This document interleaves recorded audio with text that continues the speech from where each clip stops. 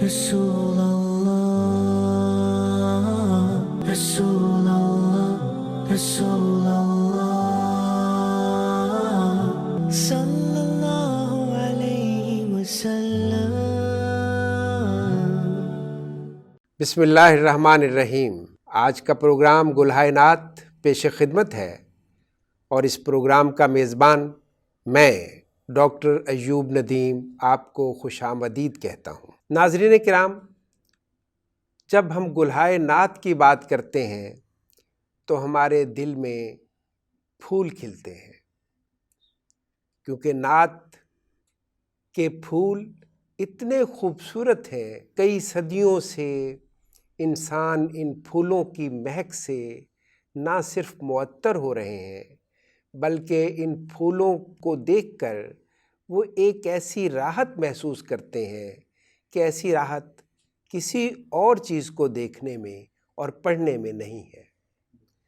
تو گلہائے نعت کے اس پروگرام میں ہمارے ساتھ شعراء کرام شریک ہیں۔ یہ پاکستان کے معروف نعت گو شاعر ہیں اور حضور اکرم صلی اللہ علیہ وآلہ وسلم کی مدحت کے حوالے سے انہوں نے جو خیالات پیش کیے ہیں وہ مختلف سمتوں میں سفر کرتے ہیں۔ تو میں ان کا تعارف کراتا ہوں۔ ایک تو ہمارے ساتھ سب سے پہلے نوجوان شاعر ہیں امجد علی امجد۔ یہ نعت گو بھی ہیں اور نعت خواں بھی ہیں۔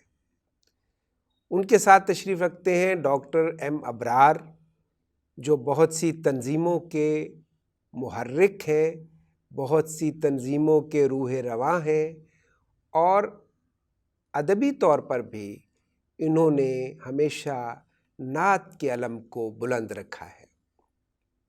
اور ہمارے بہت ہی قابل قدر شاعر جناب ناصر بشیر، جن کو روزنامہ پاکستان کے حوالے سے ان کی شاعری کو، ان کی خدمات کو سبھی لوگ جانتے ہیں، اور انہوں نے جہاں غزل میں بہت عمدہ انداز میں طبع آزمائی کی ہے، اسی طرح نعت میں بھی ان کا ایک منفرد رنگ ہے۔ تو ہمارے ساتھ وہ بھی آج کی محفل میں شریک ہیں۔ اور ناظرین کرام، یہ مشاعرہ نہیں ہے بلکہ اس میں بات بھی ہوگی اور کلام بھی ہوگا۔ دونوں رنگ آپ محسوس کر سکیں گے۔ ناظرین کرام، سچ تو یہ ہے کہ رسالت مآب حضرت محمد صلی اللہ علیہ وآلہ وسلم کی جتنی باتیں کی جائے، آپ کے جتنے واقعات کا ذکر کیا جائے، آپ کی سیرت پاک کے جتنے بھی پہلوؤں کو بیان کیا جائے، آپ کی شان میں جتنے بھی قصیدے اور نعتیں لکھی جائیں، دل نہیں بھرتا۔ دل چاہتا ہے اور کہوں اور بیان کروں، لیکن ظاہر ہے کہ ہر ٹی وی پروگرام کا ایک وقت ہوتا ہے اور ہمیں اس پروگرام کو اسی وقت میں مکمل کرنا ہوتا ہے۔ تو اس تکمیل کے باعث میں سب سے پہلے اس پروگرام میں اپنی گلہائے عقیدت جو میں بارگاہ رسالت میں پیش کرنا چاہتا ہوں وہ آپ کی نظر بھی کرتا ہوں، اور اپنے شرکاء جو اس محفل میں موجود ہیں، ہمارے معتبر شاعر ہیں، ان کی خدمت میں بھی پیش کرتا ہوں۔ جو ان کے نام پر قربان ہونا جانتے ہیں، واہ، جو ان کے نام پر جو ان کے نام پر قربان ہونا جانتے ہیں، وہی تو صاحب ایمان ہونا جانتے ہیں۔ جو ان کے نام پر قربان ہونا جانتے ہیں، وہی تو صاحب ایمان ہونا جانتے ہیں۔ اور در حضور کی جن کو گدائی مل جائے، در حضور کی جن کو گدائی مل جائے، وہی تو اصل میں سلطان ہونا جانتے ہیں۔ در حضور کی جن کو گدائی مل جائے، وہی تو اصل میں سلطان ہونا جانتے ہیں۔ خوشی سے دیتے ہیں ہم جان ان کی حرمت پر، خوشی سے دیتے ہیں ہم جان ان کی حرمت پر، ہم اہل عشق ہیں قربان ہونا جانتے ہیں، خوشی سے دیتے ہیں ہم جان ان کی حرمت پر، ہم اہل عشق ہیں قربان ہونا جانتے ہیں، وہ چاہتے ہیں تو بول اٹھتے ہیں یہ پتھر بھی، وہ چاہتے ہیں تو بول اٹھتے ہیں یہ پتھر بھی، وہ سنگ و خشت کا بے جان ہونا جانتے ہیں، وہ چاہتے ہیں تو بول اٹھتے ہیں یہ پتھر بھی، وہ سنگ و خشت کا بے جان ہونا جانتے ہیں، جو کر رہے ہیں مسلمان ہونے کا دعویٰ،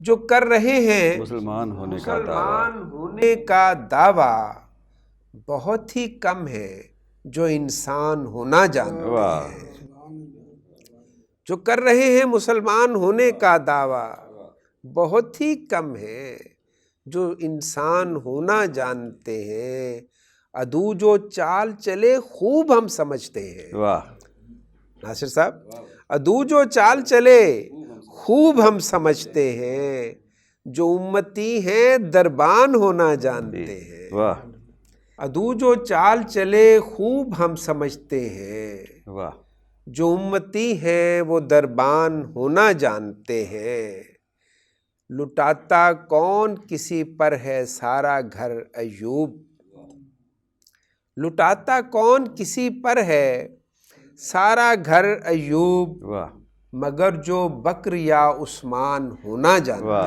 ہیں، لٹاتا کون کسی پر ہے سارا گھر ایوب، مگر جو بکر یا عثمان ہونا جانتے ہیں، جو ان کے نام پر قربان ہونا جانتے ہیں، وہی تو صاحب ایمان ہونا جانتے ہیں۔ اب میں تھوڑی سی بات کروں گا امجد علی امجد سے۔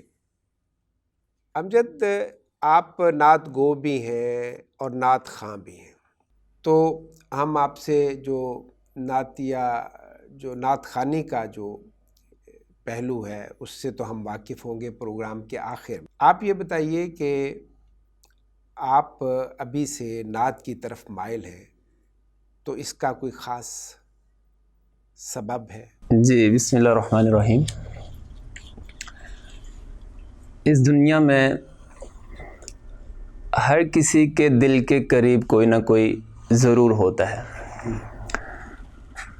تو بطور مسلمان میرے دل میں میرے دل کے قریب سب سے بڑھ کر جو شخصیت ہیں وہ نبی اکرم صلی اللہ علیہ وآلہ وسلم کی ذات اقدس ہے۔ تو جب بھی کبھی فرصت کے لمحات ہوتے ہیں تو یہ جو دل ہے یہ انہی تک پہنچتا ہے اور انہی کے ذکر میں اطمینان پاتا ہے۔ یہی وجہ ہے کہ میں اکثر نعت کہتا ہوں، اور یہی چیز میرے لیے باعث سعادت بھی ہے، اور امید کرتا ہوں کہ روز محشر یہی چیز باعث شفاعت بھی ہوگی انشاءاللہ۔ تو یہی ایک خاص وجہ ہے کہ میں نعت کی جانب مائل ہوا۔ اور میں تھوڑی سی بات اس میں جو آپ نے کی ہے، جی بالکل، کہ حضور کے ذکر کے لیے تو فرصت خود ہی نکل آتی ہے، بالکل، کیونکہ اس میں فرصت کا لمحہ ہمیں ڈھونڈنا نہیں پڑتا، بلکہ دل ڈھونڈتا ہے کہ وہ ہر وقت مدحت رسول کرے، ذکر رسول میں محو رہے۔ تو آپ اپنی نعت جو ہے وہ پیش کریں۔ میری جو نعت ہے اس کا عنوان ہے یہی ہے آرزو میری، آپ کی خدمت میں پیش ہے۔ یہی ہے آرزو دل میں، یہی ہے جستجو دل میں، محمد مصطفیٰ کے نام پر قربان ہو جائیں، کہ ہم ذیشان ہو جائیں۔ یہی ہے آرزو دل میں، یہی ہے جستجو دل میں، محمد مصطفیٰ کے نام پر قربان ہو جائیں کہ ہم ذیشان ہو جائیں۔ یہی عزت ہماری ہے، یہی عزت ہماری ہے، یہی خدمت ہماری ہے، یہی چاہت ہماری ہے۔ جو حرمت ہے محمد کی ہماری جان سے بڑھ کر ہے کہ ہر امکان سے بڑھ کر ہے۔ جو حرمت ہے محمد کی ہماری جان سے بڑھ کر ہے کہ ہر امکان سے بڑھ کر ہے۔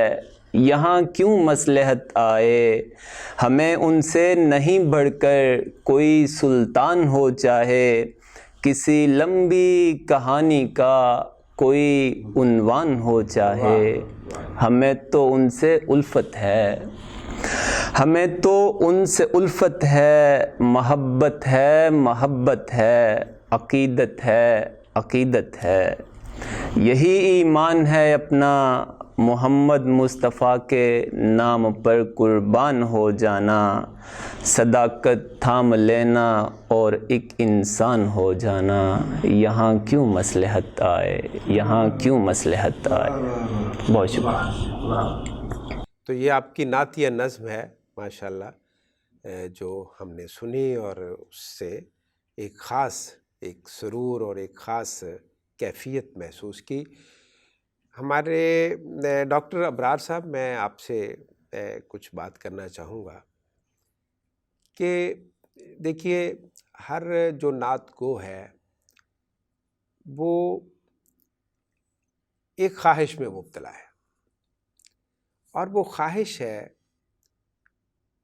کہ کاش اس کے حصے میں وہ انعام آ جائے جو نبی اکرم صلی اللہ علیہ وآلہ وسلم اپنی نعت کہنے والوں کو عنایت فرماتے تھے۔ تو یہ تمنا خواہ وہ کسی صورت میں ہو، وہ ہر نعت گو کے دل میں مچلتی ہے۔ جب آپ نعت کہتے ہیں تو کیا محسوس کرتے ہیں؟ بسم اللہ الرحمن الرحیم۔ اسی طرح کی کیفیت ہوتی ہے کہ اللہ تعالیٰ نے جو ہمیں صلاحیت دی ہے، جو اللہ تعالیٰ نے جو ہمیں کوئی الفاظ عطا کیے ہیں، یا جو بھی کوئی مشق سخن جو ہمارے حصے میں آئی ہے، تو یہی خواہش ہوتی ہے کہ نبی پاک صلی اللہ علیہ وسلم کی سیرت بیان کی جائے، کیونکہ نبی پاک صلی اللہ علیہ وسلم کی سیرت جب بیان کی جاتی ہے تو حضور پاک صلی اللہ علیہ وسلم نے خود اس کو پسند فرمایا۔ اور حسان بن ثابت رضی اللہ تعالیٰ عنہ جب حضور پاک صلی اللہ علیہ وسلم کے نعتیہ اشعار کہا کرتے تھے تو حضور پاک صلی اللہ علیہ وسلم ان کو اپنے قریب بٹھا لیا کرتے تھے اور محبت ان سے فرمایا کرتے تھے۔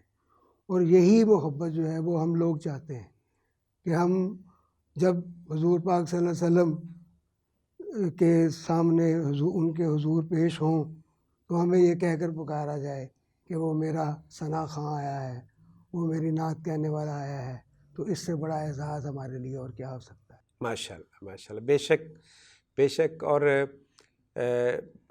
تاریخ میں ملتا ہے کہ کوئی 22 صحابہ ایسے ہیں جنہوں نے نعت کہی۔ تو ہم چند ناموں سے عام طور پہ واقف ہیں، لیکن یہ جو نعتیہ قصیدے کا جو سلسلہ ہے یہ تو بعد میں بھی جاری رہا، اور اب اس پہ بہت تحقیق بھی ہو رہی ہے اور اس کے نئے نئے در جو ہیں وہ کھل رہے ہیں۔ اپنی نعت بارگاہ رسالت میں پیش فرمائیں۔ عقیدت کے قرینے سب سکھائے ہیں محمد نے۔ بے شک، سبحان اللہ۔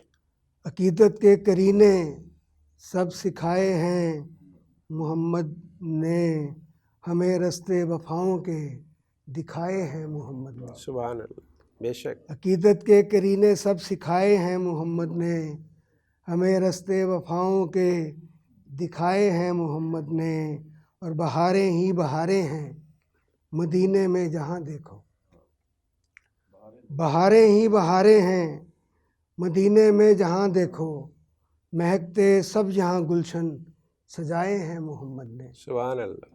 اور بسایا ہے جہاں ایسا محبت کا سنو لوگو. بسایا ہے جہاں ایسا محبت کا سنو لوگو، گلے شکوے بھلائے دل میں لائے ہیں محمد نے. واہ. اور مجھے بخشے کئی لمحے زیارت کے عطا ان کی. مجھے بخشے کئی لمحے زیارت کے عطا ان کی، نگاہوں میں ہنسی منظر بسائے ہیں محمد نے. واہ واہ. اور مدینے کی تڑپ دل میں میری چاہت مدینہ ہے. مدینے کی تڑپ دل میں میری چاہت مدینہ ہے، محبت کے دیے دل میں جلائے ہیں محمد نے. واہ واہ واہ. عقیدت کے کرینے سب سکھائے ہیں محمد نے، ہمیں رستے وفاؤں کے دکھائے ہیں محمد نے. سبحان. ایک اور مختصر سی جی ارشاد. نعت کہ اے پیکرے صدق و صفا، اے پیکرے صدق و صفا، تو منبع جود و سخا. آہا.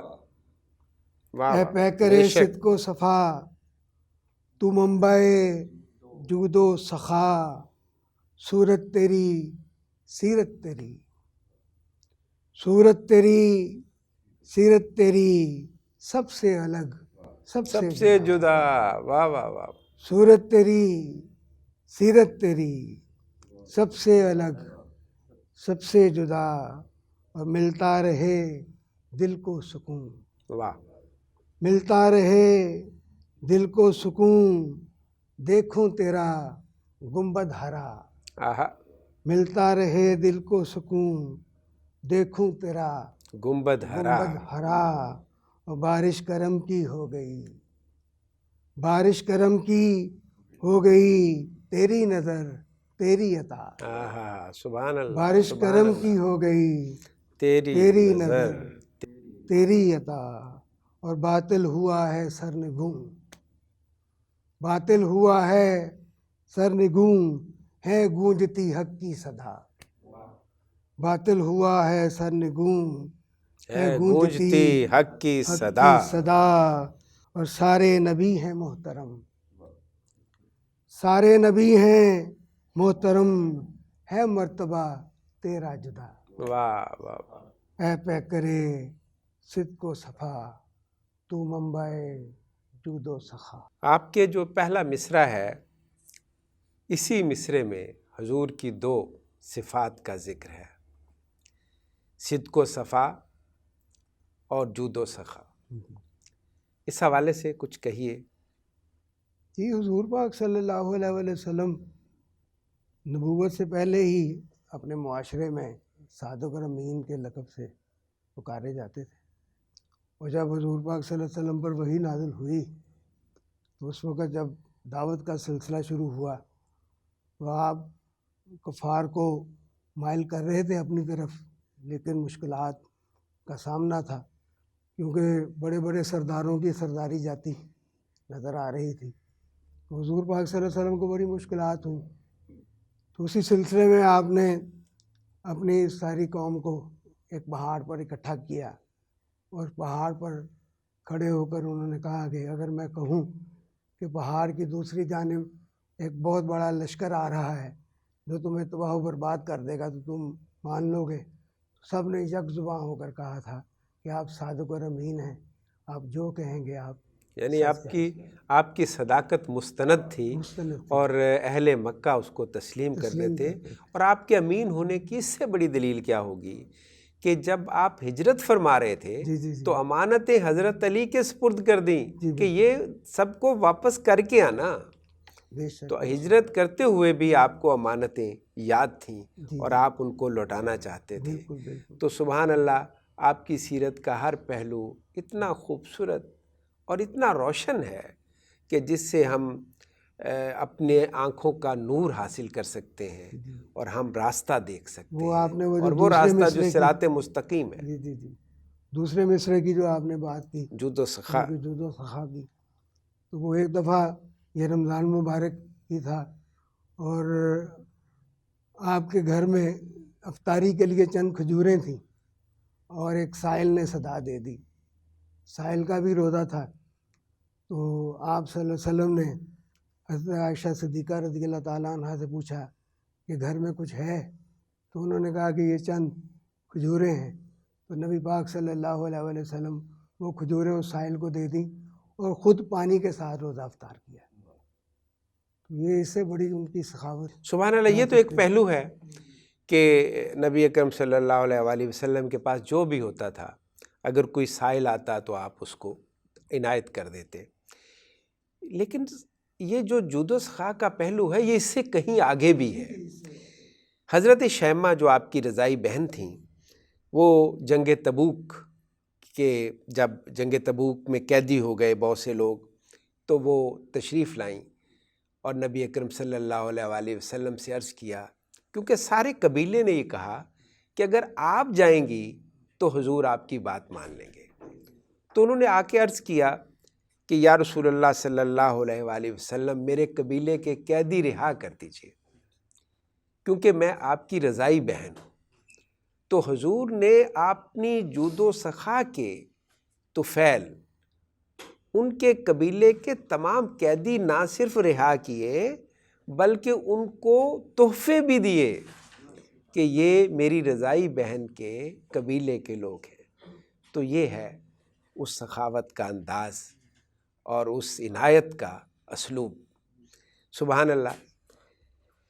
ناصر بشیر صاحب، آپ کی جو نعت ہے جس کا میں خاص طور سے آج ذکر کرنا چاہوں گا، حضرت اقبال نے کہا تھا کہ خوشا وہ وقت کے دیدار عام تھا اس کا، خوشا وہ دور کے یثرب مقام تھا اس کا، خوشا وہ وقت کے دیدار عام تھا اس کا۔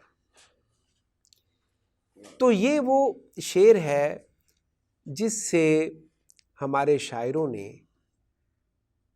اس سے استفادہ کرتے ہوئے عہد نبوی میں ہونے کی خواہش کا اظہار کیا، اور یہ بہت بڑی تمنا ہے، بہت بڑی آرزو ہے۔ آپ کی ایک نعت بھی اس حوالے سے بہت اہم ہے، تو ایک تو یہ بتائیے کہ اس نعت کا باعث کیا ہے، کون سی ایسی بات ہے کہ آپ نے اس انداز میں نعت کہی، اور پھر وہ نعت بھی ہمیں سنائیے۔ دیکھیے، آپ نے ابھی حضرت اقبال کا ذکر کیا، یہ ایک بہت بڑی ایک اہم بات ہے کہ اقبال نے حجاز مقدس کا سفر نہیں کیا، وہ کبھی انہوں نے عمرہ نہیں کیا، انہوں نے حج نہیں کیا، لیکن ان کے عشق کی تڑپ آپ دیکھیے کہ کیسی کیسی انہوں نے نعتیہ شاعری کی انہوں نے۔ اور میں نے عمرہ بھی کیا، میں نے حج بھی کیا۔ اچھا، بظاہر یوں محسوس ہوتا ہے کہ جیسے میری پیاس بجھ گئی ہو گئی، لیکن ایسا ہرگز نہیں ہے۔ مکے جانے والا آدمی، کوئی مسلمان، مدینہ جانے والا انسان کوئی، جب وہاں چلا جاتا ہے تو اس کی پیاس پھر اور بڑھ جاتی ہے، اور اس کی طلب بڑھ جاتی ہے، اس کی طلب بڑھ جاتی ہے۔ اور آپ تو جانتے ہیں کہ انسان کے تو خمیر میں لالچ بھرا ہوا ہے، تو ہم یہاں بھی حریص ہو جاتے ہیں، یہاں بھی لالچی ہو جاتے ہیں کہ بھئی اب یہاں مدینے تک تو اللہ تعالیٰ ہمیں لے آیا ہے، ہمیں مدینے والے نے یہاں تک تو بلا لیا ہے، اب کاش اپنا دیدار بھی کرا دیتا۔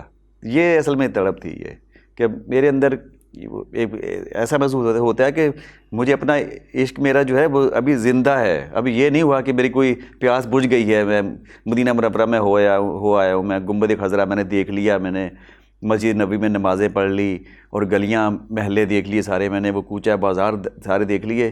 تو یہ اصل میں ایک تڑپ یہ اور بڑی ہوئی ہے، پیاس بڑی ہوئی ہے اصل میں، یہ حب رسول کی کوئی انتہا نہیں، اس کی انتہا ہے ہی نہیں اس کی تو کوئی۔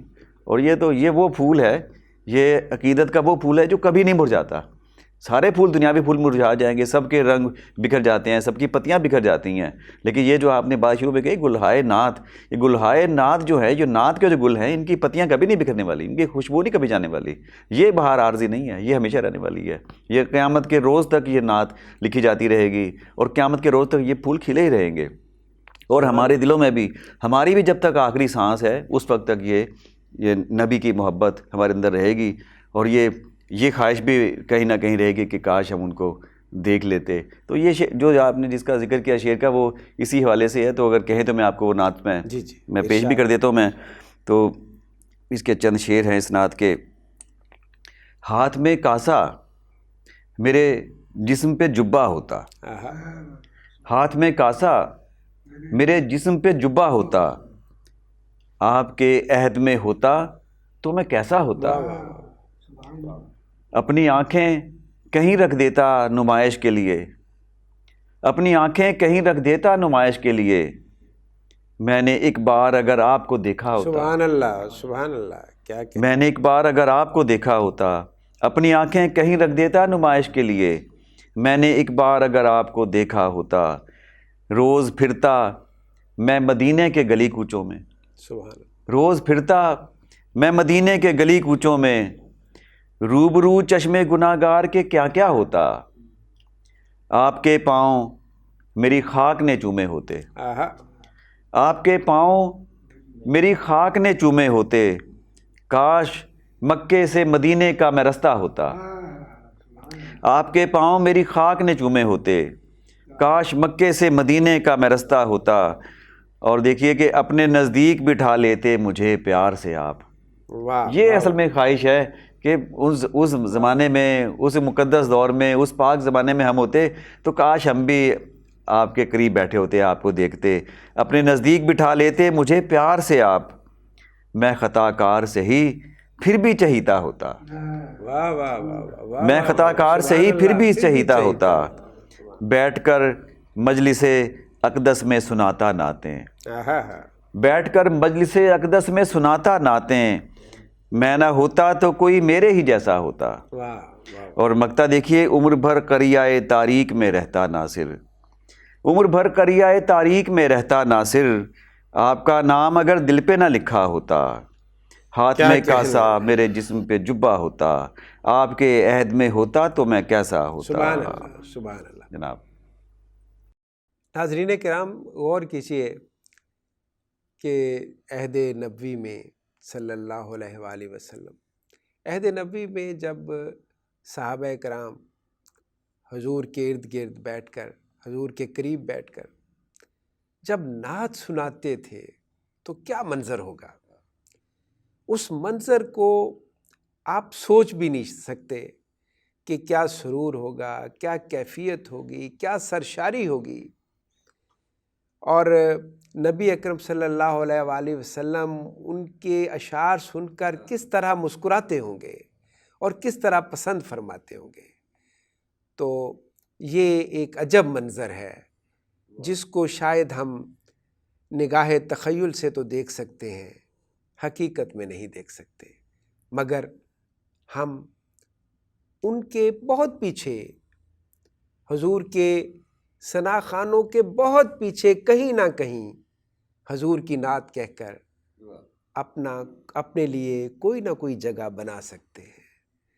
میں اسی لیے کہتا ہوں کہ نعت کہنا، نعت پڑھنا اور نعت سننا تینوں کام سعادت کے ہیں، اور این سعادت بزور بازو نیست، تانا بخشند خدائے بخشندہ۔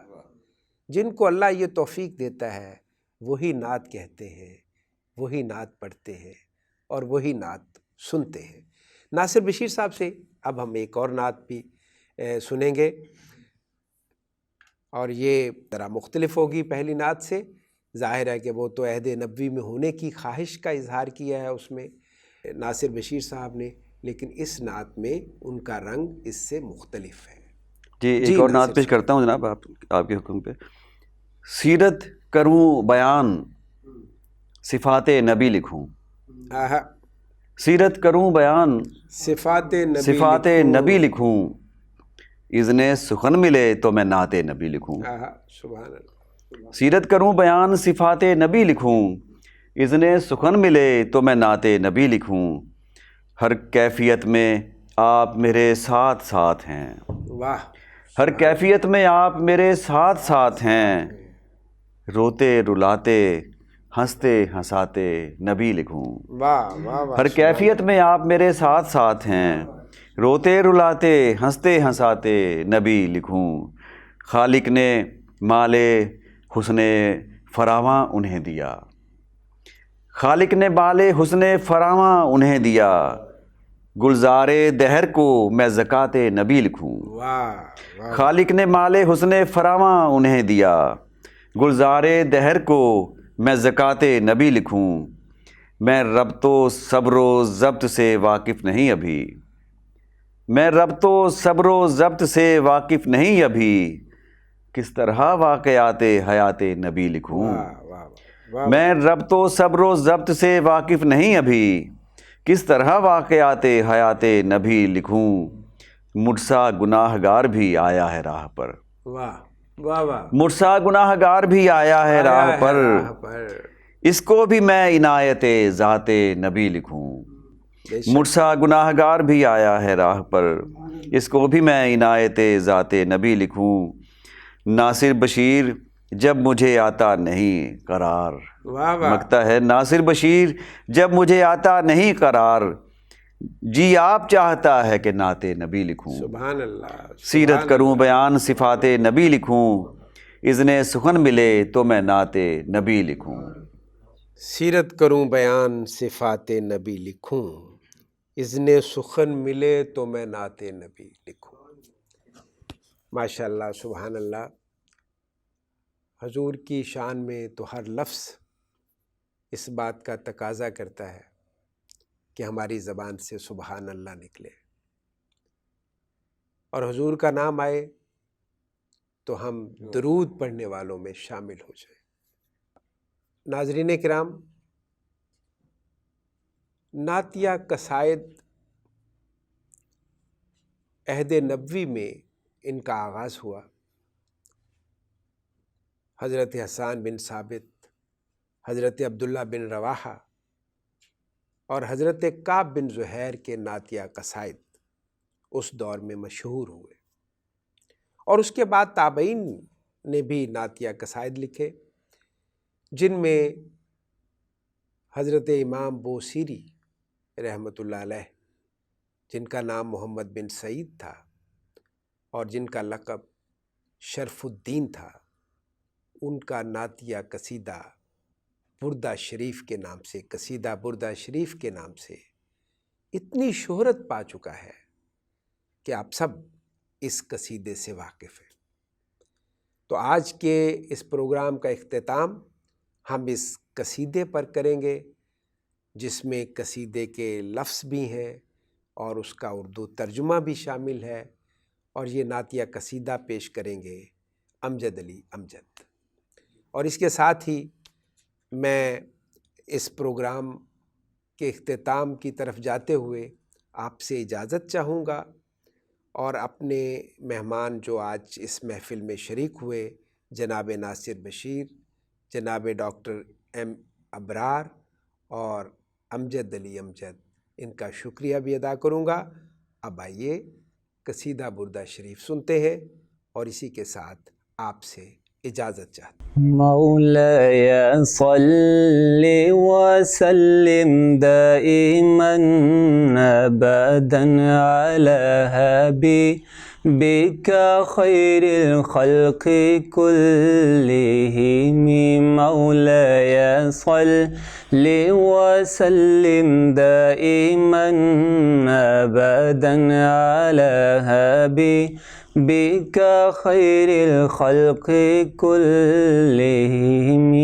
سحر کا وقت تھا، معصوم کلیاں مسکراتی تھی، ہوائے خیر مقدم کے ترانے گنگناتی تھی، ابھی جبریل اترے بھی نہ تھے کعبے کے منبر سے کہ اتنے میں صدا آئی یہ عبداللہ کے گھر سے، مبارک ہو شہ ہر دو سرا تشریف لے آئے، مبارک ہو محمد مصطفیٰ تشریف لے آئے، مولاي صل وسلم دائما ابدا على حبيبك خير الخلق كلهم۔